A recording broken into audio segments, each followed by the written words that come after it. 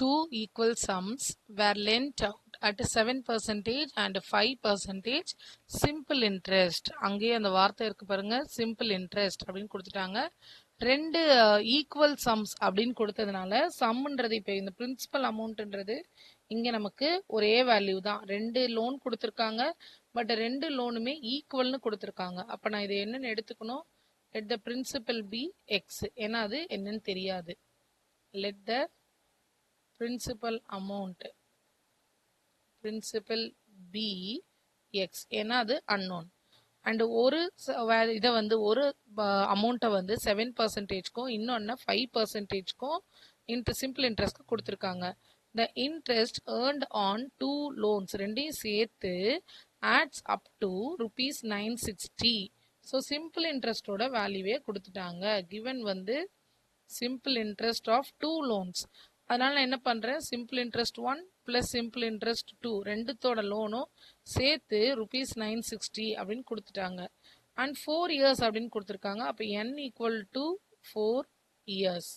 And இங்க ரெண்டு அமௌண்ட்டுக்கு தனித்தனி இன்ட்ரெஸ்ட். ஃபர்ஸ்ட் ஒன் வந்து 7%, அடுத்தது 5%.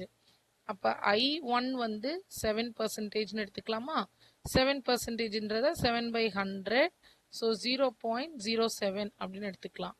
அண்ட் I2 இன்னொரு பர்சன்டேஜ் வந்து 5%. ஸோ இங்கே 5/100 விச் இஸ் 0.05. இப்போ என்னோட கொஸ்டின் என்ன அப்படின்னா, find the sum lent out. மொத்தம் எவ்வளோ காசு கொடுத்துருக்காங்க, இதுதான் கொஸ்டின். சிம்பிள் இன்ட்ரெஸ்டோட ஃபார்முலா என்ன நமக்கு? PNI. இங்கே நமக்கு ரெண்டு சிம்பிள் இன்ட்ரெஸ்ட் இருக்கிறதுனால நான் என்ன பண்ணுறேன்? SI1 ப்ளஸ் SI2 அப்படின்னு ரெண்டு எடுத்துக்கிறேன். அப்போது PNI1 ப்ளஸ் PNI2.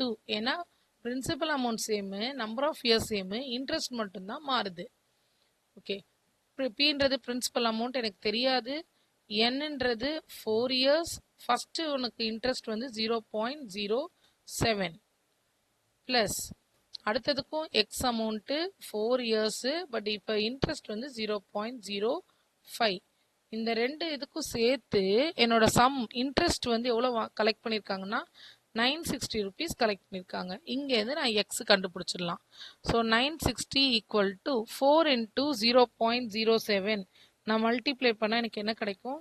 0.28 ப்ளஸ் இந்த பக்கம் 4 into 0.05 அப்படின்றது 0.20. இதுவும் இன்டூ எக்ஸ், இதுவும் இன்டூ எக்ஸ்.